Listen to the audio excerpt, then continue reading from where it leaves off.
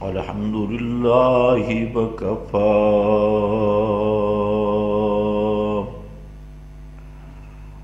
والصلاة والسلام على سيد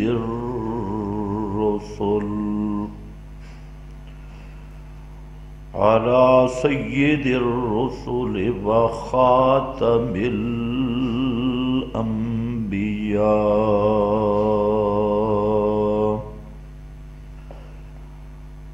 أما بعد فأعوذ بالله من الشيطان الرجيم. بسم الله الرحمن الرحيم.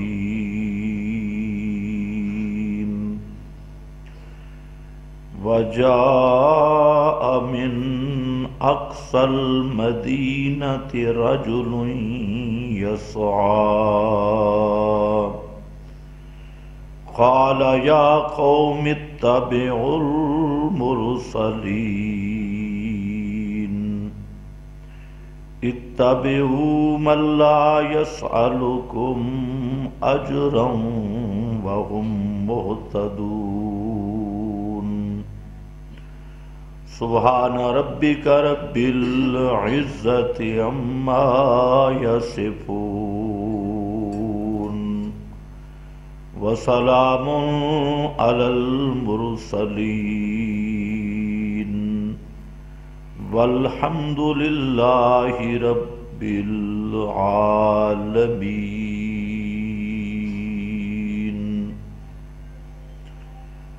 انتہائی قابل قدر بزرگوں اور بھائیوں، گزشتہ بیان میں آپ حضرات کے سامنے حضرت لقمان اللہ کے نیک بندے کی وصیت اور تقریر کا ایک حصہ آپ کے سامنے ذکر کیا تھا کہ اپنی اولاد اور بیٹے کی تربیت کی ابتدا اللہ تعالی کی توحید سے کی، اور سب سے پہلی وصیت یہی کی کہ یا بنی لا تشرک باللہ، کہ میرا بیٹا شرک نہ کرنا. آگے وجہ ذکر کی کہ ان الشرک لظلم عظیم، اس لیے کہ شرک سب ظلموں سے بڑا ظلم ہے، بڑی ناانصافی ہے. تو حضرت لقمان کی وصیت کے اور بھی اجزاء ہیں جو انشاءاللہ مفصل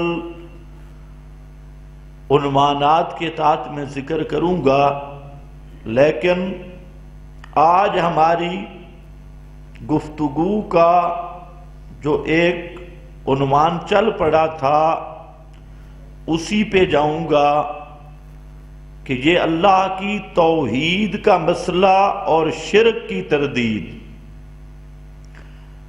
اللہ کو سب سے زیادہ پسند ہے. کوئی عبادت چاہے کروڑوں سال کی کیوں نہ ہو، ایک لمحہ اللہ کی توحید کو بیان کرنا اور اللہ سے شرکت اور شرک کی نفی کرنا، یہ ایک لمحہ کروڑوں سال کی عبادت سے قیمتی اور وزنی اور بھاری ہے.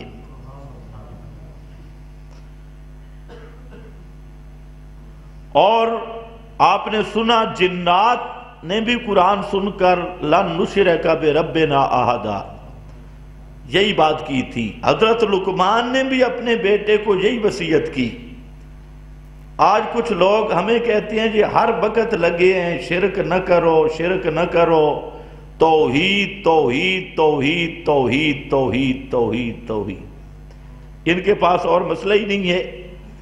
تو میں نے کہا کہ یہ لوگ محروم لوگ ہیں، انہیں توحید کا چسکا ہی نہیں پڑا.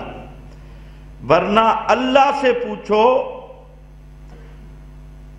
کہ اللہ نے جو نبی بھیجے وہ بھیجے کیوں تھے؟ ما ارسلنا من قبلک من رسول الا نوحی الیہ انہ لا الہ الا انا فاعبدون. سب رسول یہی مسئلہ لے کے آئے، لا الہ الا انا، نفی والا مسئلہ، توڑ والا مسئلہ. جوڑ والا تو تم سب جانتے ہو، جوڑ سب کا تھا، لیکن پیغمبر آئے توڑ والا مسئلہ لے کر. پیغمبروں کی آمد سے پہلے سب لوگوں میں جوڑ تھا،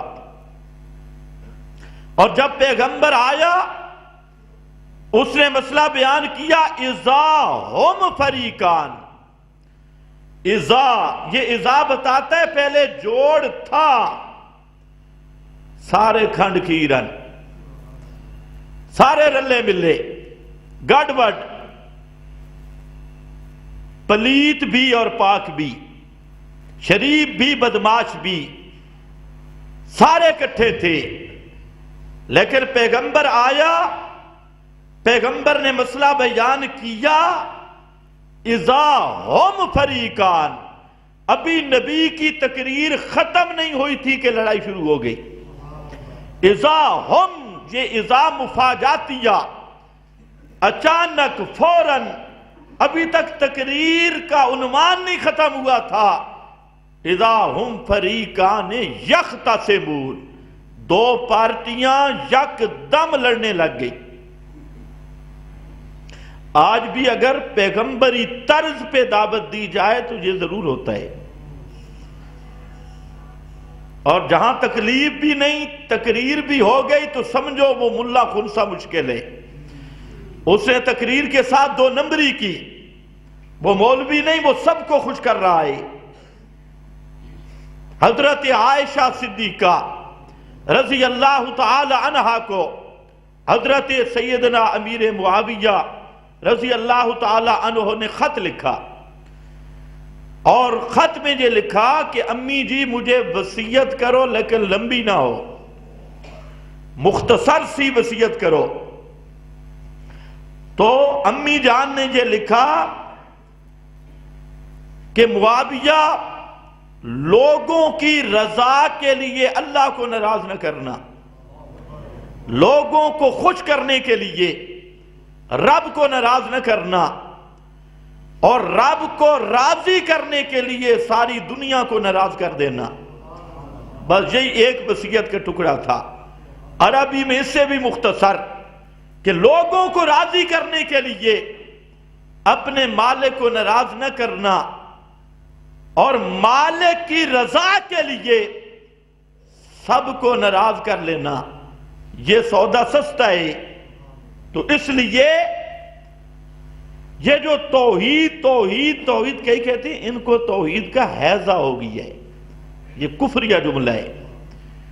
توحید ایسا شفاف مسئلہ ہے کہ جتنی توحید میں پختگی ہو، جتنی توحید پر استقامت ہو، جتنا توحید میں پکا ہو، جتنا توحید میں مستغرق ہو، اتنی اللہ زیادہ شان عطا کرتا ہے، اتنا مقام زیادہ ملتا ہے. جتنا توحید کا حیضہ، تو اصل میں یہ وہ کہتے ہیں جن کو شرک کا حیضہ ہوتا ہے، بدعت کا حیضہ ہوتا ہے، شرک اکابر پرستی کا حیضہ ہوتا ہے، مشائخ پرستی کا، بت پرستی کا، قبر پرستی کا، تعزیہ پرستی کا، تعویذ پرستی کا، ملا پرستی کا، اور یہ سارے مجذوب پرستی کا جن کو حیضہ ہے، تو وہ حیضے والا مزاج وہ اللہ کی توحید کی خالص غذا پچا ہی نہیں سکتا. آج کل تو ویسے ہی ڈسکو دور ہے، غذا ساری فارمی، بریلر مرغا دیکھ لو فارمی، ہوٹلوں کی خوراک فارمی، ہر چیز مصنوعی ہے. اور 2 نمبر، ہر چیز میں ملاوٹ ہے. مرچوں میں ملاوٹ ہے کہ نہیں مانتے؟ دھنیوں میں ملاوٹ، دودھ میں تو میرا خیال ہے بالکل نہیں، دودھ میں ملاوٹ، ہر چیز میں ملاوٹ ہے۔ اس لیے آج کے دور میں مسئلے میں بھی ملاوٹ ہے۔ اب یہ عجیب بات ہے، کھانے پینے کی چیزوں میں ملاوٹ ہو، تم احتجاج کرو، تم پہ نہ کیس ہے، نہ تمہارے ساتھ کوئی ناراض ہوتا ہے، سارے تمہاری تائید کرتے ہیں کہ فلانی چیز میں ملاوٹ ہو گئی جی، تو ملاوٹ کے خلاف احتجاج حق بنتا ہے یا نہیں بنتا؟ ایک آدمی ملاوٹ پہ رد کرتا ہے کہ بھائی دوائی میں ملاوٹ نہ کر، دودھ میں ملاوٹ نہ کر۔ اب ملاوٹ پر رد کرنے والا مجرم ہے یا ملاوٹ کرنے والا مجرم ہے؟ سوچ لو۔ جس طرح تم کہتے ہو دودھ میں ملاوٹ نہ کرو، صحت کے لیے مضر ہے، دوائی میں ملاوٹ نہ کرو، صحت کے لیے مضر ہے، مرچوں میں ملاوٹ نہ کرو، سبزیوں میں ملاوٹ نہ کرو، غلط سپرے نہ کرو، یہ جرم ہے، تو خدا کی قسم ہمارا جرم یہ ہے کہ ہم کہتے ہیں جس طرح یہ جسم میں پہنچنے والی چیزوں میں ملاوٹ کرنا جرم ہے، اسی طرح مسئلے میں ملاوٹ کرنا بھی جرم ہے۔ ہمیں کہتے ہیں یہ متشدد ہے۔ ہمارا صرف ایک مطالبہ ہے، مسئلے میں ڈنڈی نہ مارو، مسئلہ وہی ہے جو کتاب اللہ کا ہے، مسئلہ وہی حق ہے جو محمد مصطفیٰ کی سنت کا ہے، اور کتاب و سنت کا فہم وہی برحق ہے جو میرے پیغمبر کے صحابہ کا ہے۔ اس لیے مسئلے میں ڈنڈی نہ مارو۔ اب جتنے ملاوٹ والے پروگرام والے ہیں وہ سب ہمارے دشمن ہیں، سب کبھی کہتے ہیں یہ سخت ہے، کبھی یہ متشدد ہے، کبھی یہ طریقہ جائز نہیں، یہ فلاں جائز نہیں۔ ہم کہتے ہیں اگر ڈنڈی چھوڑ دو نا، تو بس ہمارا یہ مطالبہ ہے کہ مسئلے میں ملاوٹ نہ کرو۔ باقی غذائیں ہیں فارمی، اب میدہ فارمی غذائیں کھا کھا کے پرانے جو ہمارے بزرگ ہیں وہ دیسی گھی کا کلو کلو کھا جاتے تھے، اور 2 ڈکاروں کے بعد ہضم ہو جاتا تھا پورا کلو، یہ تو مجھے یاد ہے۔ اور دیسی گھی جناب کھانا 2 ڈکار سب کچھ ہضم۔ اور آج جو ہمارے نوجوان ہیں ان کو ذرا 1 پاؤ کھلا کے دیکھو، پاؤ کھائیں گے سارا دن پریشان ہوں گے اور پچا نہیں سکتے۔ وجہ یہ ہے کہ ہمارے معدے وہ 2 نمبر چیزیں کھا کھا کر 2 نمبر بن گئے، اس لیے خالص غذا پچانے کی ہمت نہیں۔ یہی وجہ ہے کہ 2 نمبر مسئلے سن سن کر، جھوٹی روایتیں سن کر، گپوٹیشن سن کر، اور بزرگوں نے فرمایا، حضرت صاحب سے سنا، میرے پیر صاحب نے جو کہا، ہمارے اکابر کا یہ طریقہ، ہمارے پیر کا یہ طریقہ، یہ غذا روحانی سن سن کر روحانی طور پہ اتنا کمزور ہو چکا ہے مسلمان کہ آج خدا کے قرآن کا خالص مسئلہ یہ پچانے اور برداشت کرنے کے لیے تیار نہیں ہے۔ یہ اگر سناؤ تو بیچارہ سن نہیں سکتا، کہتے ہیں مسئلے کو بدل دو، ڈھکوسلا گڑبڑ کر دو، ملا دو۔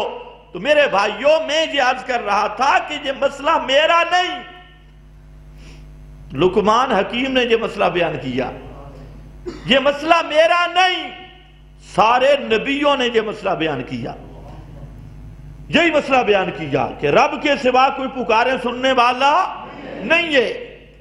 حضرت نوح نے 950 سال، اور پھر مزے کی بات یہ ہے حضرت نوح کی دعوت میں نماز کی دعوت بھی نہیں۔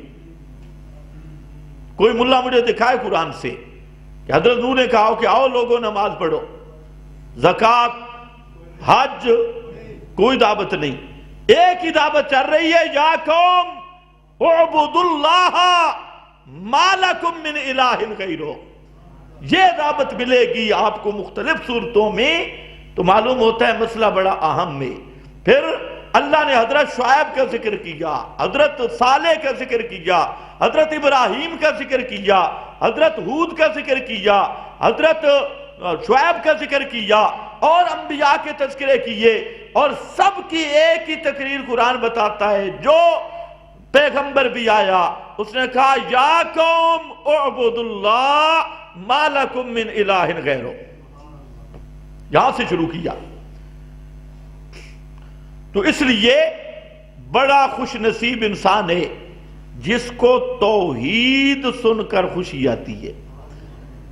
اللہ نے المومنون کے شروع میں ذکر کیا، سورہ انفال کے شروع میں بھی ذکر کیا، ابتدائی آیات میں، کہ یہ کون ہے کہ اذا ذکر اللہ واجلت قلوبہم، مومن کی تعریف کی کہ مومن وہ ہے جب اللہ کی شان اور کبریائی بیان کی جائے، جب اللہ کی صفات اور کمال بیان کیے جائیں، جب اللہ کا جمال و جلال بیان کیا جائے، واجلت قلوبہم، ان کے دل کانپ اٹھتے اور ماننے کے لیے وہ ضد نہیں کرتے، وہ مسئلہ ماننے کے لیے تیار ہوتی ہیں۔ واجلت قلوبہم، اور فرمایا کہ جب قرآن مقدس سے اللہ کا تعارف پیش کیا جائے، زادتہم ایمانا، ان کا ایمان میں بہار آ جاتی ہے، ایمان بڑھ جاتا ہے، اس میں خوشبو بڑھ جاتی ہے، ایمان وہ خوش ہوتے ہیں۔ اور فرمایا خبردار، ایمان کو بڑھانے والی کتاب الا بذکر اللہ تطمئن القلوب، وہ بذکر اللہ بکتاب اللہ، وہ قرآن ہے جس سے دلوں کو اطمینان ملتا ہے۔ پہلے بھی مسئلہ سنتے تو یہی رہتے ہیں کہ اللہ کا شریک کوئی نہیں، لیکن جب قرآن کی آیات سنتے ہیں پہلے بھی توحید کی طرف ان کا توجہ ہوتی ہے، وہ زمین کو دیکھ کر بھی سمجھ لیتے ہیں، آسمان کو دیکھ کر بھی ان کو سمجھ آ جاتی ہے، ان کو ہواؤں کا چلنا، بادلوں کا آنا، رات کا آنا، دن کا جانا، اور اس کائنات کے نباتات، جمادات، پہاڑوں کی اونچائیاں اور سمندروں کی سطح، یہ ساری چیزوں کے آپ کے قطرے سے، آسمان کی بلندی سے، کائنات کے ذرہ ذرہ سے جو سمجھدار اور صاحب فطرت ہے وہ اس نتیجے پہ پہنچ جاتا ہے کہ اس کائنات کو بنانے والا اکیلا اللہ ہے، اللہ کا کوئی شریک نہیں، اس نتیجے پہ وہ پہنچتا ہے۔ لیکن جب اوپر سے قرآن آتا ہے تطمئن القلوب، اس کے ایمان کو چار چاند لگ جاتی ہے۔ ایسی کیفیت ہوتی ہے کہ نہیں ہوتی؟ سبحان اللہ۔ ایک بڑھیا تھی، رازی رحمہ اللہ نے لکھا، مثال ہے، وہ چرخہ کاٹ رہی تھی، تو ایک اللہ والا گزرا، اس نے کہا اماں جی ساری زندگی چرخہ سمجھتے ہو کہ نہیں؟ وہ پرانے چرخے نوجوانوں کو تو نہیں پتا، آج تحقیق کرے وہ چرخہ کیا ہے۔ تو وہ چرخہ کاٹ رہی تھی، ایک طرف چلا رہی تھی، ہاتھ سے چلانا پڑتا تھا۔ تو بزرگ نے پوچھا اماں جی ساری زندگی چرخے پہ گزار دی، کوئی خدا کی توحید کا بھی پتہ ہے؟ اماں جی نے کہا کہ میں اللہ کی توحید کو اس چرخے سے پہچان گئی ہوں۔ توجہ ہے؟ یہ تو ذہن کی بات ہے نا، تیرا اور میرا ذہن تو دنیا میں اٹکا ہے، آخرت کی فکر ہی نہیں ہے، ہمارے سامنے تو دنیا ہے، اور پھر ہم کہتے ہیں قیامت بھی ہے، لیکن اگر انصاف سے سوچیں تو اپنے آپ سے بھی فراڈ کر رہی ہے۔ دنیا میں رہنے کا یقین ہے آپ کو؟ سوچ کے بتاؤ کہ آج کے بعد 10 سال تک رہ جائیں گے یا 20 سال تک؟ یہ یقین تو نہیں، لیکن اندر استحضار بھی نہیں ہے۔ کام تو آپ وہ کرتے ہیں 400 سال کے منصوبے، ادھر کہتے ہیں ہم مرنے والے ہیں، لیکن شیطان کا تماشا دیکھ، کام کتنے کرواتا ہے۔ دنیا عام فضولیات میں زمینوں کے جھگڑے، مکانوں کے جھگڑے، کوٹھیوں کے جھگڑے۔ اگر ایک آدمی کو یقین ہو کہ آج میں جہاں دنیا سے جانے والا ہوں تو یہ کرتوت کبھی بھی نہ کرے۔ دنیا میں مگن بھی ہے، شیطان ہوش بھی نہیں دلاتا، اور آخرت یقینی ہے، کوئی مانے تب بھی جائے گا، کوئی نہ مانے تب بھی جائے گا۔ اور آپ کو یہ پتہ ہے صحیح آخرت ہے کیا؟ وہاں دو گھر ہوں گے، یا جنت ہوگا یا جہنم ہوگی، یا جہنم ہوگی۔ اور جہنم کوئی معمولی چیز نہیں، مت سمجھو جہنم کو معمولی۔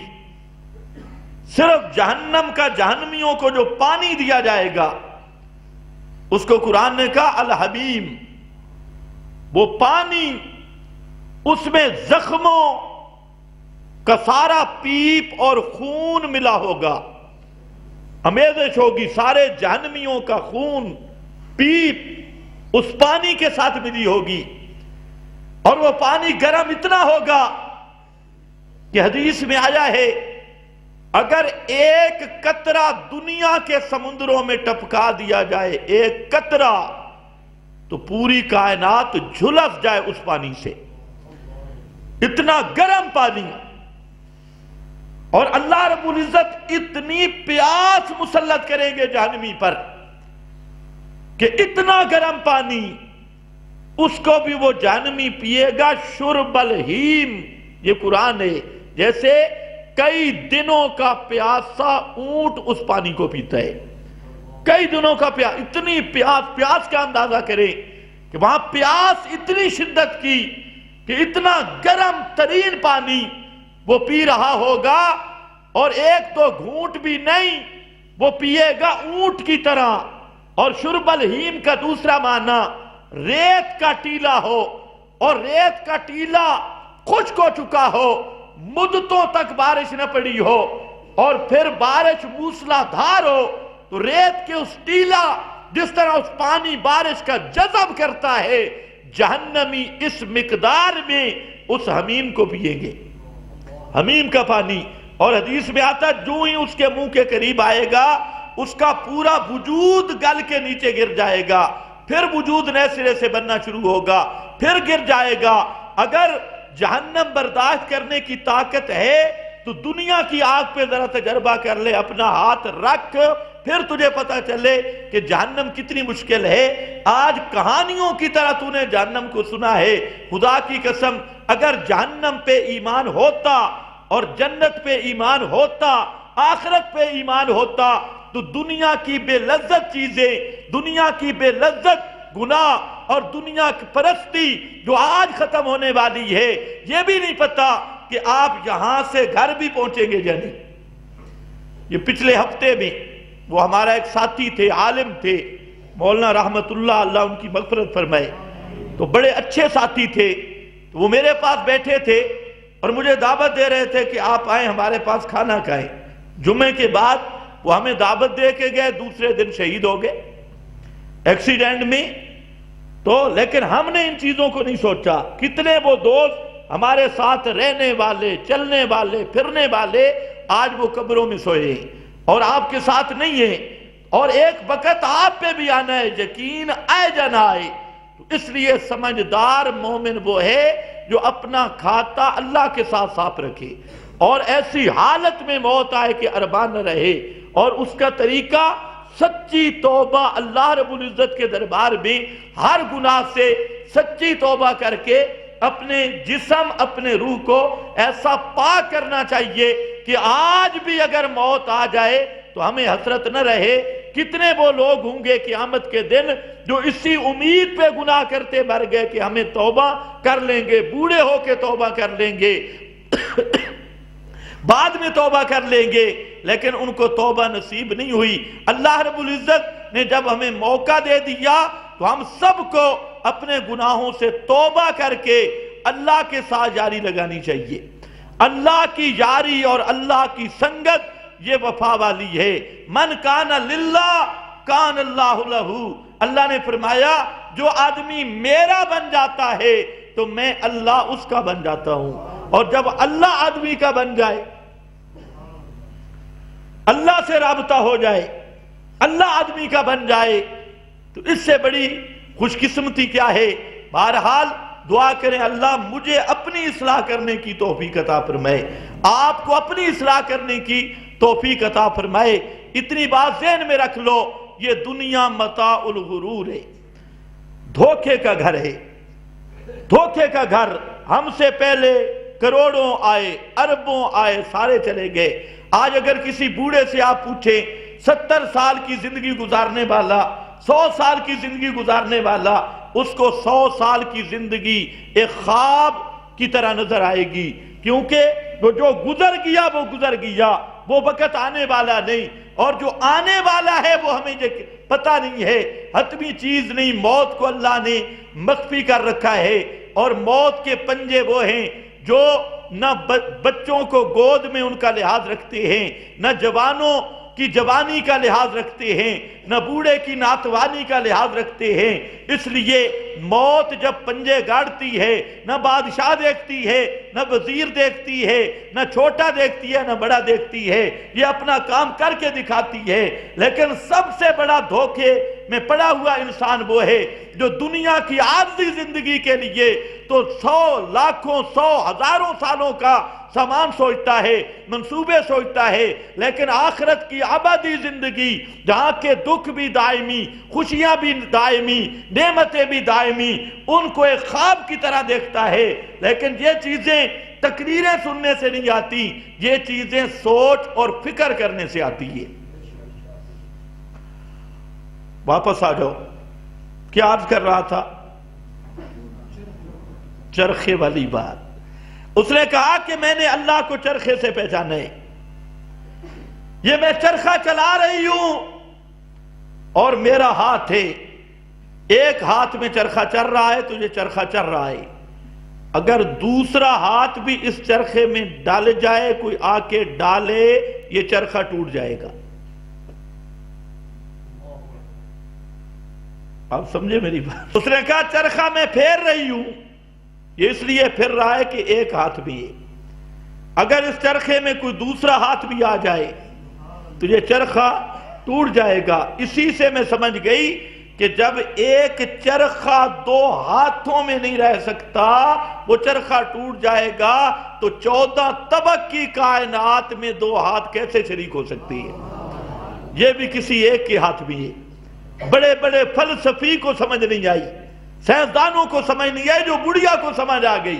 اس نے کہا میرا چرخہ دوسرا ہاتھ آ جائے، یہ ٹوٹ جائے گا، زمین آسمان، 7 آسمان، سورج چاند، ستارے، سمندر، اندر کی مخلوقات، انسان، ان کا تبادل و تناسل، یہ لاکھوں کروڑوں اور یہ ساری چیزیں اربوں میلوں کے یہ سیارے ستارے، اور ہر ایک کا اپنا محور، چاند اپنے محور میں، سورج اپنے محور میں، دریا اپنی روانی پہ، سمندر اپنے موجوں میں، اور سمندر کی مخلوق اپنے اقسام کے ساتھ، اپنی خوراک کے ساتھ، اپنے احوال کے ساتھ، خشکی کی مخلوق اپنی اقسام کے ساتھ، اپنے احوال کے ساتھ، یہ ساری کائنات کا ذرہ ذرہ یہ کسی اس پر ایک ہی ذات کا تصرف ہے۔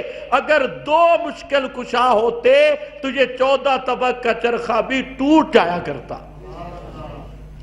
معلوم ہوتا ہے مشکل کشا صرف ایک ہے۔ خود سوچو، اگر کسی کی طاقت ہوتی، ایک کہتا ہے اس کو بیٹا بنائیں، جیسے مارکا کہتا ہے ایک بڑھیا کی 12 بیٹیاں تھی، آئی نا شیخ عبد القادر جیلانی کے پاس، ہے کذابو، بے دینو، جھوٹ دیکھو، جھوٹے آدمی کو شرم نہیں آئی۔ اس نے کہا شیخ جی میری 12 بیٹیاں، اب مجھے بیٹا چاہیے۔ شیخ نے کہا جا کر اب چیک کر لے، 12 بیٹے بن چکی، یہ جنس بدل گئی ہے۔ 12 بیٹے کہتے ہیں سبحان اللہ، یہاں تو کہنا چاہیے معاذ اللہ، معاذ اللہ۔ بیٹے بیٹیاں دینا یہ کس کا کام ہے؟ یہب لمن یشاء اناثا ویہب لمن یشاء الذکور او یزوجہم ذکرانا واناثا۔ اللہ نے فرمایا یہ میرا کام ہے، میں چاہوں تو بیٹے دوں، چاہوں تو بیٹیاں دوں، اور چاہوں تو بانج کر دوں، نہ بیٹا دوں نہ بیٹی دوں۔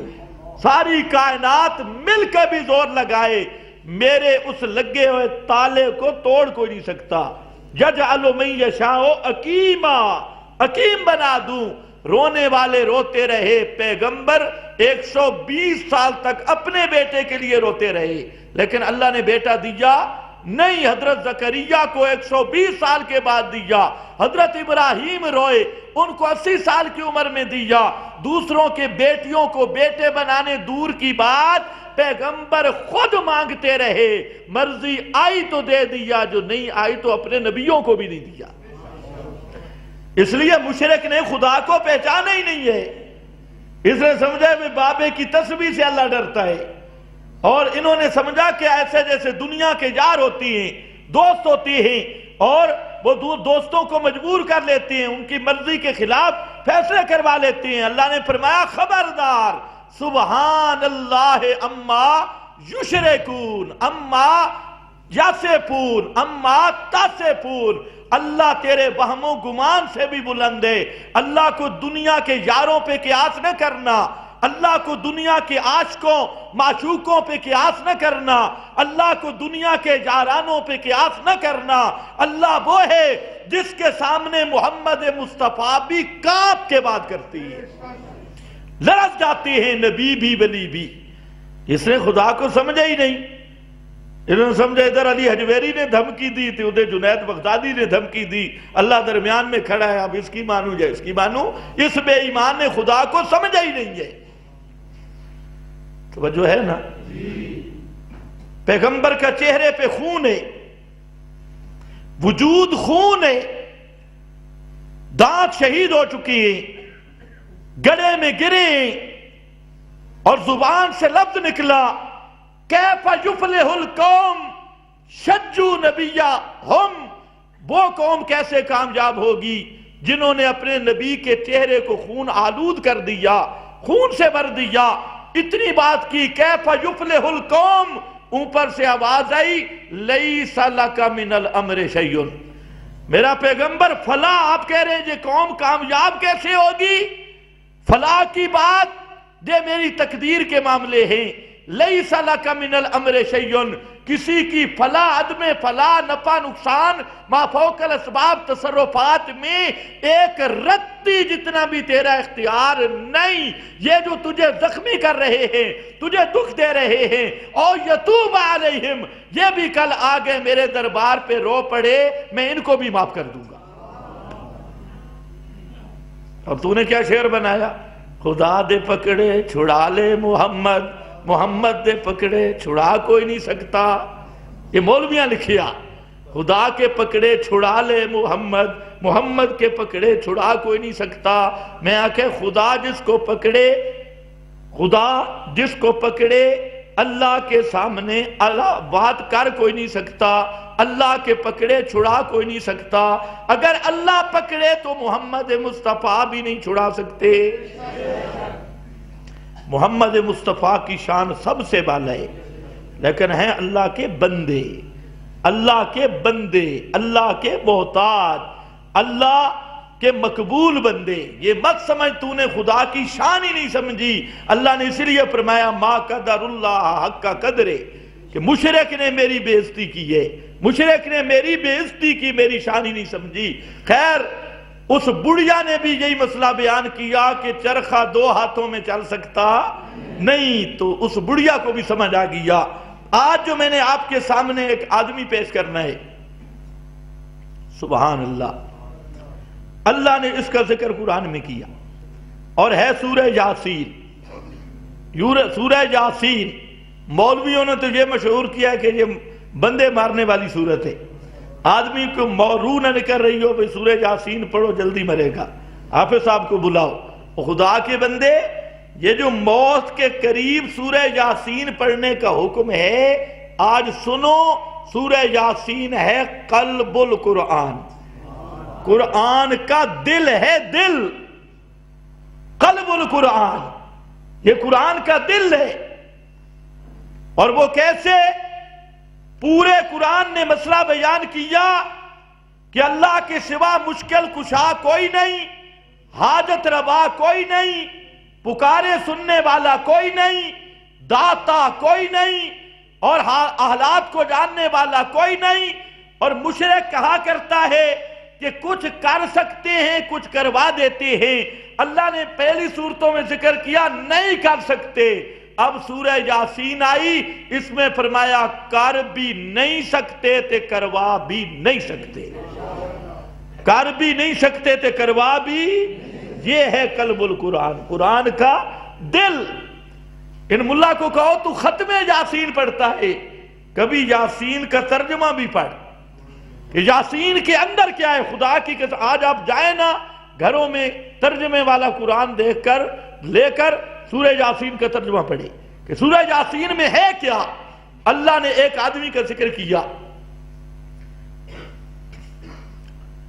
3 نبی آئے، 3 نبی، انہوں نے آ کر بستی میں مسئلہ بیان کیا، اور ظاہر بات ہے نبیوں کا مسئلہ یہی تھا، ان اعبدوا اللہ واجتنبوا الطاغوت، واجتنبوا الطاغوت، ان اعبدوا اللہ، اے کائنات والو پکارو صرف اللہ کو، بات صرف رب کی مانو اور طاغوت سے بچ جاؤ۔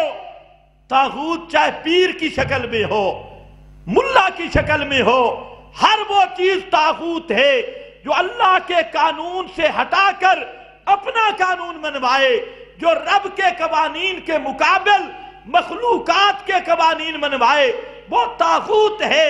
شیطان کا ترجمان ہے جو رب کی کتاب کے مقابل روایتیں منائے، وہ بھی طاغوت۔ جو رب کی کتاب کے مقابل خواب منوائے، وہ بھی طاغوت۔ جو رب کی کتاب کے مقابل دوسرا نظام منوائے، وہ بھی طاغوت۔ جو رب کے قانون کے مقابل کوئی دوسرے قانون پہ اصرار کرے، وہ بھی طاغوت۔ ہر پیغمبر نے کہا ان اعبدوا اللہ واجتنبوا الطاغوت، طاغوت سے بچ جاؤ۔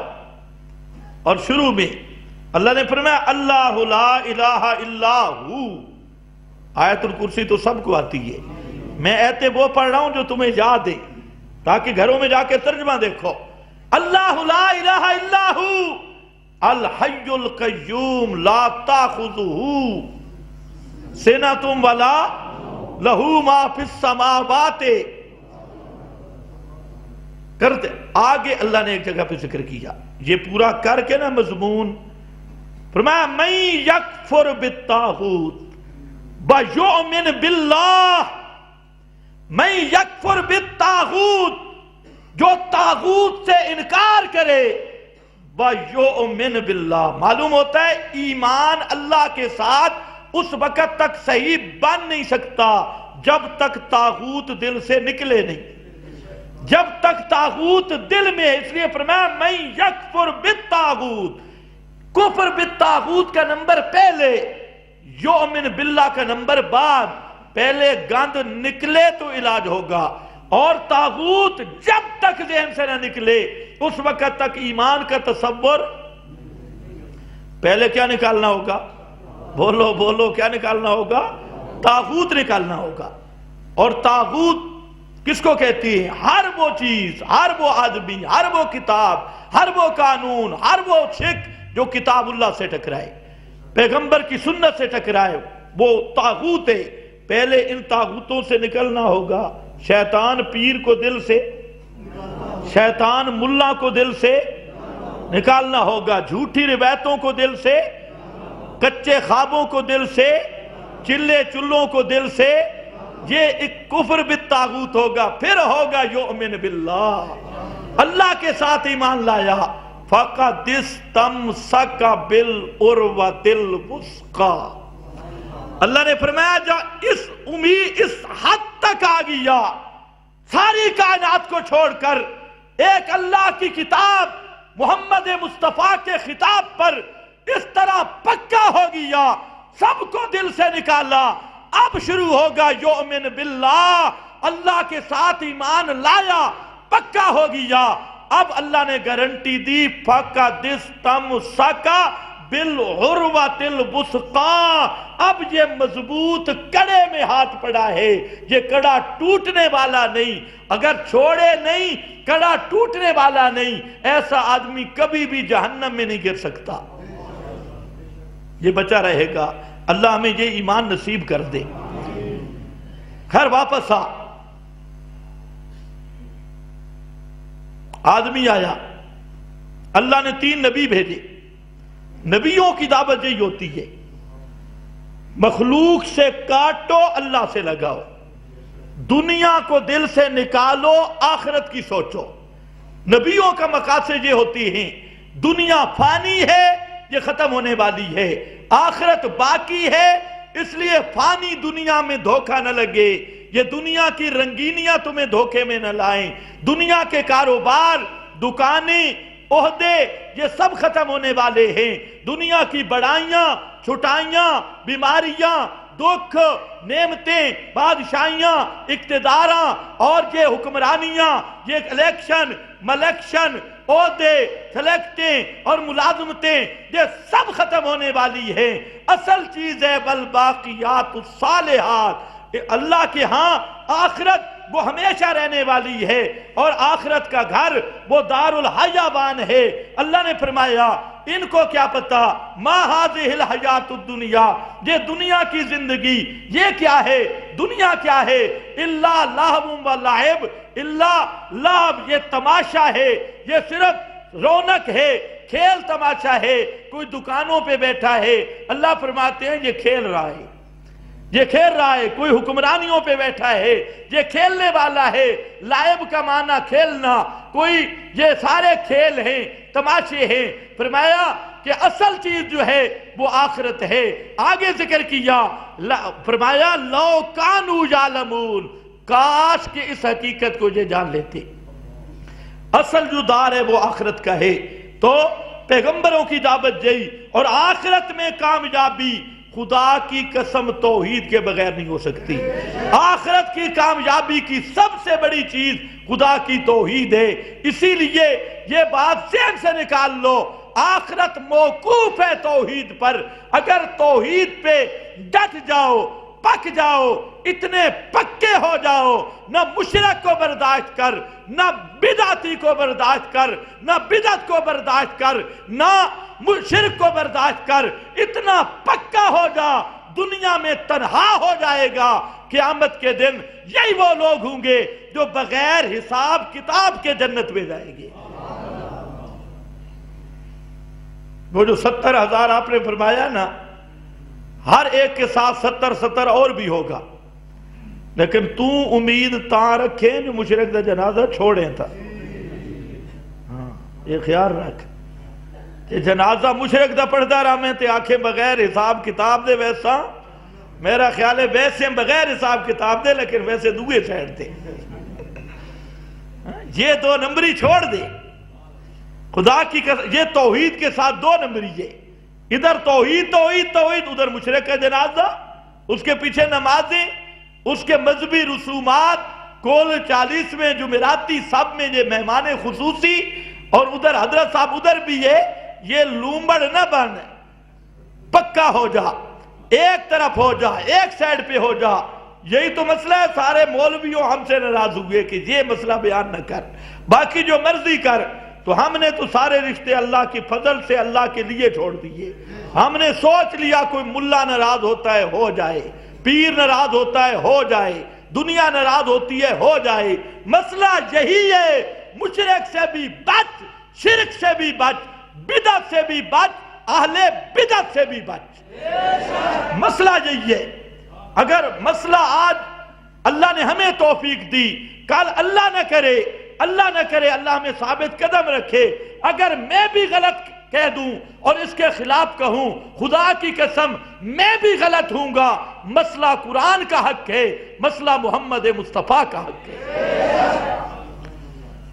اللہ ہمیں استقامت دے. ہم کیا ہیں؟ ہم اللہ کی توفیق سے چل رہے ہیں. اگر ہم اس مسئلے سے ہٹ جائیں تو ہم سے بڑا کافر بھی دنیا میں کوئی نہیں ہوگا. یہ کون سا مسئلہ ہے؟ توجہ ہے نا؟ ہاں مسئلہ یہی حق ہے. آؤ ذرا سنو حق. یہ سورہ یاسین ہے. ساری تفصیلیں چھوڑ کے مختصر واقعے پہ آتا ہوں، انشاءاللہ 10 منٹ میں پورا کرتا ہوں. 3 نبی آئے، مسئلہ بیان کیا، سارا شہر مخالف ہو گیا. سارا شہر. انطاکیہ بستی ہے، انطاکیہ کی بستی سب کے سب ایک طرف 3 رسول ہیں، وہ مسئلہ بیان کر رہے ہیں، یہی مسئلہ توحید کہ اللہ کے سوا الہ کوئی نہیں، مد مقابل پورا شہر ہمیشہ توحید والے تھوڑے رہے ہیں، خالص مسئلہ والے ہمیشہ، اس لیے تنہائی سے مت گھبرانا، قلت سے مت گھبرانا، ادھر یہ 3 مقابل سارا شہر ہے۔ کئی جو نئے مسئلہ سمجھتے ہیں وہ بیچارے پریشان ہو جاتی ہیں، وہ کہتے ہیں ادھر جائیں تو پورا جہان، ادھر جائیں تو پورا جہان، اور یہ مولوی 4 بندے ساتھ ملا کر اس نے ایسی بات کی ہوئی ہے۔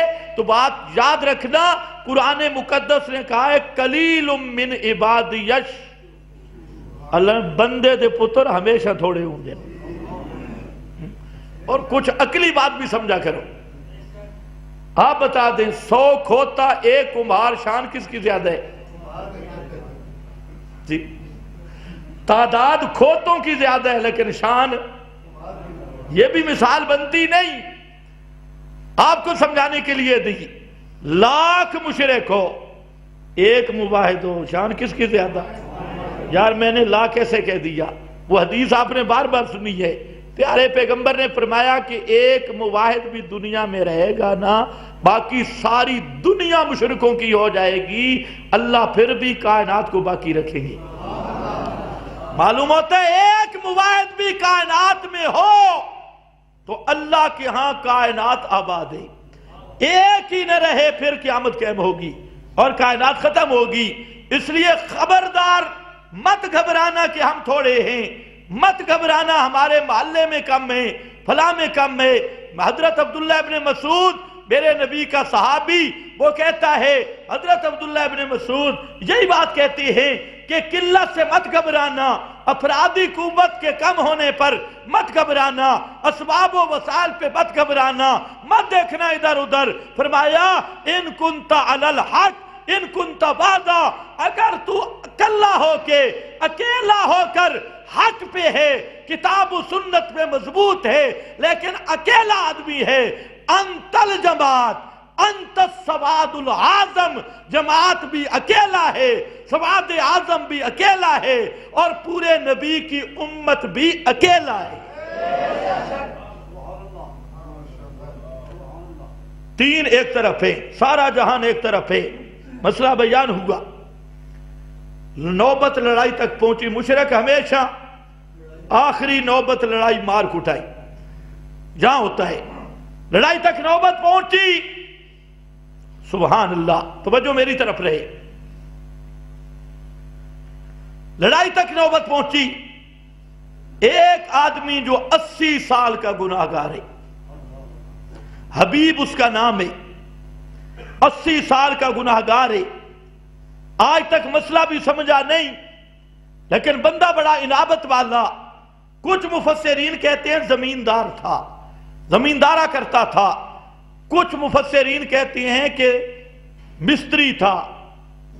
جو مستری بیٹھا ہو ذرا سن لو، ہاں تم بھی حبیب نجار کی طرح بن جاؤ تو معلوم ہوتا ہے اللہ کے ہاں بڑی شان ہے، لیکن موجودہ بے ایمانیاں چھوڑ دو تو آئے تو پورا ہمارا معاشرہ گڑبڑ ہے، اور جتنے مستری گڑبڑ ہیں الامان والا پیس، اللہ سب کی اصلاح کرے۔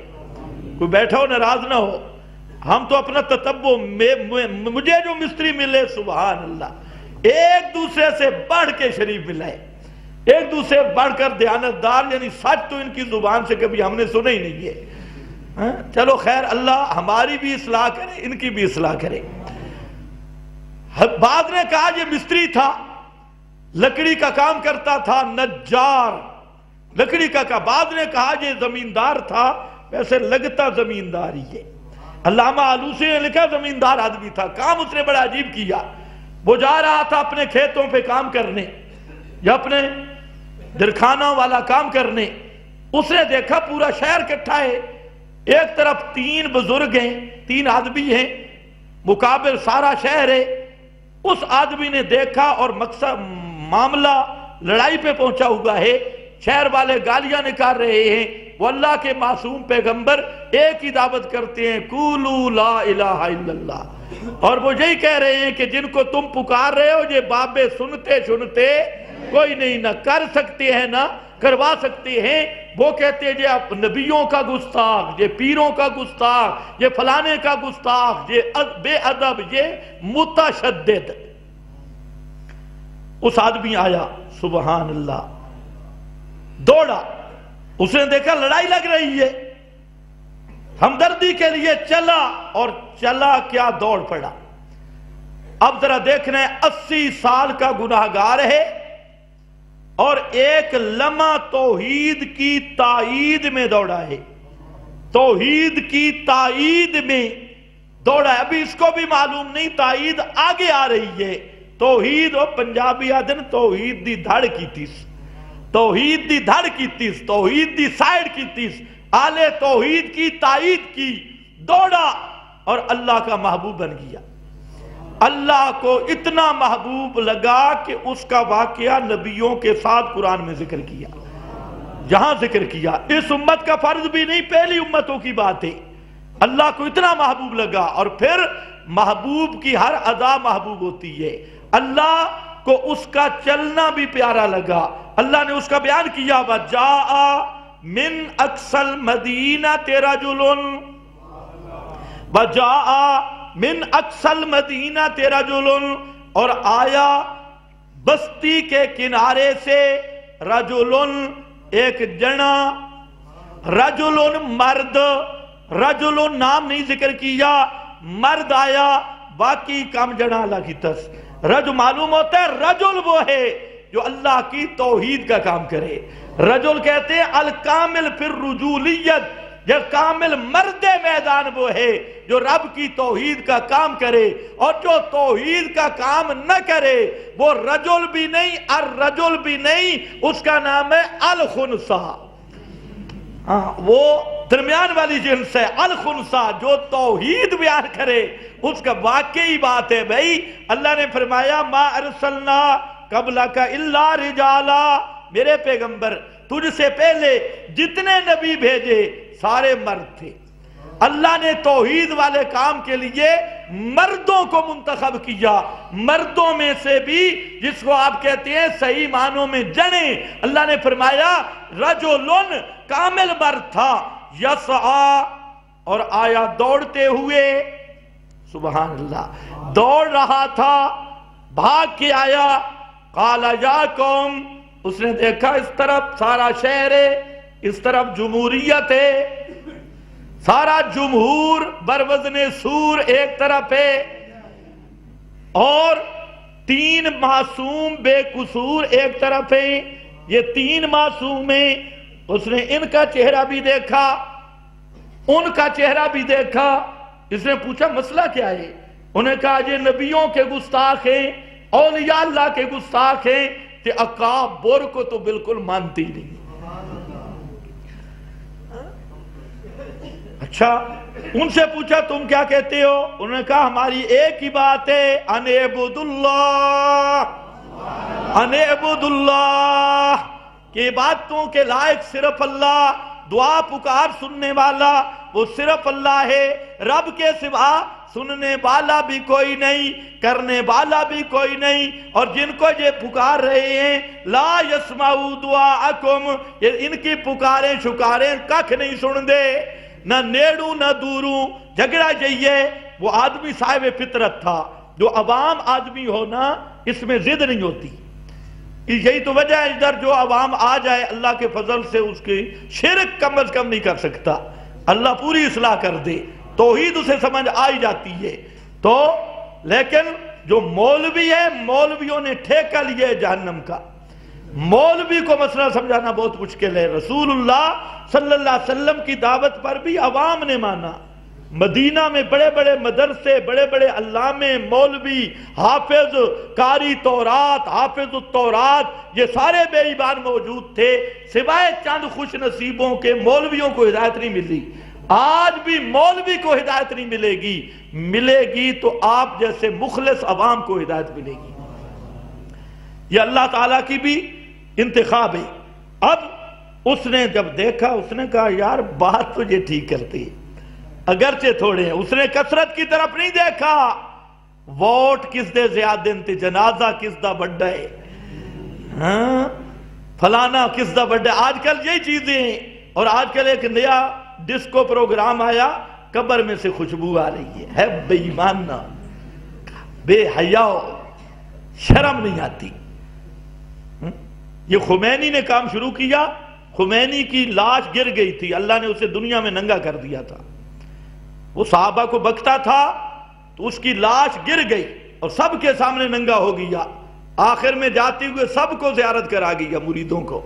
تو خیر وہ پوری زیارت ہو گئی. تو انہوں نے جب یہ دیکھا تو انہوں نے مشہور کیا کہ خمینی کی قبر سے خوشبو آ رہی ہے.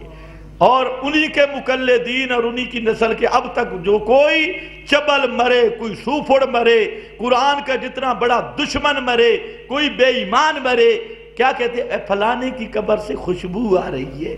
اور میں کہا گدیا, خوشبو بھی حقانیت دی دلیل. سامری دے بچے جتنا کمال ہی نہیں بنتا, اور سامری والے بچڑے جتنا کمال بھی نہیں بنتا. یہ استدراج اتنا بھی نہیں. حق اور باطل ہے. تبارک الذی نزل الفرقان علی عبدہ. سچے اور جھوٹے کا فرق لگتا ہے تو وہ فارق جو ہے وہ قرآن ہے. جس کا عقیدہ قرآن کے مطابق ہے وہ حق پہ ہے, اور جس کا قرآن کے خلاف عقیدہ ہے وہ چاہے خوشبو آئے تب بھی کافر ہے, بدبو آئے تب بھی کافر ہے, کوئی باغ نظر آئے تب بھی کافر ہے. کفر اور اسلام, حق اور باطل کا معیار وہ خدا کا قرآن ہے. توجہ ہے یا نہیں ہے؟ سختی تو نہیں ہو گئی؟ اچھا آگے چلو. سبحان اللہ, واجبہ آ گیا. اس نے بات سنی, سمجھ گیا مسئلہ حق کے. نہیں دیکھی تعداد, نہیں دیکھا سر و سامان, نہیں دیکھا مال کہ یہ چودھری ہیں, کوٹھیوں والے ہیں, جمہور ہیں, ان کے ووٹ زیادہ ہیں, الیکشن میں کامیاب ہیں, بڑے بڑے سردار ہیں. نہیں دیکھا. اس نے مسئلے کی قیمت سمجھی تو فوراً آگے ہو کے قوم کو کہتا ہے, یا قوم اتبعوا المرسلین. یا قوم, او میری پیاری قوم, اتبعوا المرسلین, اتباع کرو رسولوں کی, بات مانو رسولوں کی. یہ اللہ کے سچے رسول ہیں, سچ مسئلہ بیان کر رہے ہیں, ان کی بات مانو. اتبعوا المرسلین, اتبعوا من لا یسألکم اجرا وہم مہتدون. فرمایا ان کی بات کیوں نہیں مانتے؟ یہ جو مسئلہ بیان کر رہے ہیں, ان کو کوئی تمہارے ساتھ لالچ ہے؟ انہوں نے تو تم سے پانی بھی نہیں مانگا, روٹی بھی نہیں مانگی, اور یہ جو مسئلہ بیان کرتے ہیں اللہ کی رضا کے لیے. اور کہنے لگے ان کا مسئلہ بھی دیکھو, ان کے چہروں کو بھی دیکھو, ان کا مسئلہ بھی دیکھو, ان کے چہروں کو بھی دیکھو. وَهُمْ مُحْتَدُونَ, یہ خالص ہدایت پہ, پکے ہدایت یافتہ ہیں. وَمَا لِيَا, اب پتہ چلے گا ولیوں کی تقریر. ہاں, اب ولی کی تقریر قرآن بیان کر رہا ہے. میں دعوت دیتا ہوں سب کو, ہم بھی تقریریں کر رہے ہیں, اہل بدعت بھی تقریریں کر رہی ہے. آپ ایک کام کریں, قرآن میں دیکھیں کہ قرآن میں جو اولیاء اللہ کی تقریریں ہیں, یہ تقریریں جس کے ساتھ مل گئیں وہ حق والے. آسان پہچان ہے نا. آج تقریریں تم ان کی بھی سنتے ہو جو قبروں والے سنتے ہیں. ایک مولوی آقا کہ قبرستان ستنا پا کے گئے کرو. ستنا سمجھتے شربارے ہیں, قبرستان ستنا پا کے گئے کرو. کیوں کہ تلو بے دینے. مولوی نے مسئلہ بیان کیا کہ قبرستان جاؤ تو شلوار پہن کے گئے کرو, یہ چادر نہ باندھی کرو, کیونکہ مردے نیچے سے دیکھتے ہیں. ایک مولوی بے ایمان مر گیا, اتنی سفید داڑھی تھی اور اتنی لاش تھی, 4 سنڈو جتنا وجود تھا. وہ مر گیا. 10 آدمی اس کو باقاعدہ کندھے سے لگا کے سٹیج پہ بیٹھاتے, اور وہ سر پہ قرآن رکھ کے کہتا تھا کہ مردے کو یہ بھی پتہ چلتا ہے کہ قبر کے اوپر چڑی بیٹھی ہے یا چڑا بیٹھا ہے. یہ قرآن سر پہ رکھتا تھا. چڑی بیٹھی جا, پریشان میں کہتا ہوں خدا کی قسم یہ مسئلہ صاف ہے، ہم تقریریں کر رہے ہیں، میری تقریریں سنو اور یہ جو اولیاء اللہ کی قرآن نے بتائی ہیں وہ بھی دیکھو۔ اگر ہماری تقریریں ہوئی ایک جیسی پھر ہمیں متشدد کہنے والا بھی مسلمان نہیں ہے۔ وجہ یہ ہے کہ وہ قرآن کے مضمون کو کیا کہہ رہا ہے؟ تشدد، اور قرآن کے مضمون کو کہہ رہا ہے سختی، قرآن کے مضمون کو کہہ رہا ہے روکھا، اور پھر یہ کہنے والا کہ مسئلے میں نرمی ہو، لیجے میں نرمی ہو، فلانی چیز میں نرمی ہو، اصل میں وہ منافق ہے اور نفاق کے رنگ میں مسئلے کا دشمن ہے۔ اگر مسئلہ یہی قرآن کا، انداز بھی یہی قرآن کا، تو پھر ماننا پڑے گا یہی انداز اللہ کو پسند ہے اور یہی اہل اللہ کا مزاج، اخلاق اور یہی انداز ہوا کرتا ہے۔ دیکھو کہتے ہیں ما لی لا اعبد الذی فطرنی وإلیہ ترجعون۔ ما لیا کیا ہو گیا مجھے؟ یہ ما لیا کا لفظ آتے غصے کے لیے، کیا آتا ہے؟ کیا آتا ہے؟ ما لیا۔ حضرت سلیمان نے حاضری لگائی تھی، حدود غیب تھا، حضرت نے کیا کہا تھا؟ ما لیا لا ارل ہدہدا۔ رسول پاک نے دیکھا کہ کچھ صحابہ وہ رفع یدین کر رہی ہے، مسلم شریف، آپ نے دیکھا کہ کچھ صحابہ نماز کے اندر رفع یدین کر رہی، آپ نے فرمایا ما لیا اراکم رافعی ایدیکم فی الصلاۃ، کیا ہو گیا مجھے؟ آپ نے غصہ کیا یا خوش ہوئے؟ مالیا کا لفظ کہاں آتا ہے؟ جہاں پر کچھ غصہ ہو، ناراضگی ہو۔ حضرت سلیمان حدود پہ ناراض بیٹھے تھے اور کہا کہ وہ بغیر اجازت کے چلا گیا، آئے گا تو پتہ چلے گا لَأَذْبَحَنَّهُ، میں اسے یا ذبح کروں گا یا اسے وَعَذِّبَنَّهُ، اس کو عذاب دوں گا۔ اس کو جرت کیسے ہوئی کہ بغیر چھٹی کے مجھ سے چلا گیا، رخصت کے؟ حضرت ناراض تھے، یہاں پر اس کو غصہ آیا۔ معلوم ہوتا ہے توحید والا وہ ہے سچا مخلص موحد جس کو شرک پر بھی غصہ آئے، مشرک پر بھی غصہ آئے، اور جو مشرک کو سینے سے لگائے اور حضرت جی کہے، علامہ صاحب کہے، شیخ الفلاں کہے، یہ بھی منافق اور حضرت صاحب کے درجے کا لعنتی ہے۔ سختی تو نہیں ہو گئی؟ اچھا خیر ہے۔ ما لیا، ہائے ہائے ہائے، وقت نہیں، میں آپ کو 3 ایتیں سناتا کہ مواحد کو شرک پہ غصہ آتا ہے۔ اگر شرک پہ غصہ نہیں ہے وہ مواحد نہیں۔ صحابی بیان کرتا ہے مسلم شریف، صحابی کہتا ہے کہ اللہ کے رسول جب کرتے تھے نا تقریر، اور آپ کی تقریریں تو ہوتی مشرکین پر پوری تلوار تھی، تو غضبا غضبا شدیدا، آپ کا چہرہ مبارک غصے کی وجہ سے سرخ ہو جاتا تھا، اس طرح تقریر کرتے تھے۔ تو خیر ہمیں پڑھانے والے بھی بہت ہیں۔ آ گیا ما لی لا اعبد الذی فطرنی وإلیہ ترجعون۔ ما لیا کیا ہو گیا مجھے؟ میں صرف اس کو کیوں نہ پکاروں، صرف اسے اپنی حاجتوں میں کیوں نہ پکاروں، صرف اس کو کیوں نہ پوجوں؟ الذی فطرنی، جس نے مجھے پیدا کیا، دلیل بھی ذکر کی، الذی فطرنی، جس نے مجھے پیدا کیا۔ وہ مرد مومن کہتا ہے کہ او میری قوم والو، نبیوں کی دعوت حق ہے، یہ کہتے کیا ہیں؟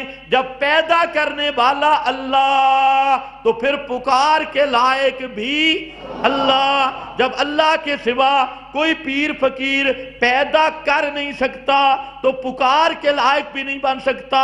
الذی فطرنی، یہ دلیل ذکر کی، مجھے پیدا کرنے والا، میرے ہاتھ بنانے والا، پاؤں بنانے والا، چلنے کی قوت دینے والا، آنکھوں کو بینائی کی قوت دینے والا، اور کانوں کو سماعت کی قوت دینے والا، میرے 360 وجود کے اعضاء بنانے والا، اور ہر سپرنگ پرزا کو اپنی جگہ پہ فٹ کرنے والا، یہ صرف رب ہے، رب کے سوا کوئی نہیں۔ تو ما لیا لا اعبدو، پھر میں اللہ کے سوا کسے کیوں پکاروں؟ پکار کے لائق بھی کون ہے؟ صرف اللہ. یہاں تک نہیں، اب مرد مومن چڑھے گا. کہتے ہیں تھوڑی تھوڑی بات کرنی ہے، ذرا تھوڑی تھوڑی سنو. یہ قرآن ہے. کہتا ہے اَأَتَّخِذُ مِن دُونِهِ آلِهَةً، اَأَتَّخِذُ مِن دُونِهِ آلِهَةً. انشاءاللہ آئندہ جمعہ یہاں سے شروع کروں گا. آج جمعے کے بعد سوال و جواب کی نشست ہوگی. جس کا جتنا علم ہے وہ سارا سنبھال کے بیٹھے اور سوال و جواب کی نشست سنا کرو، اس میں زیادہ فائدہ ہوتا ہے. بآخر دعوانا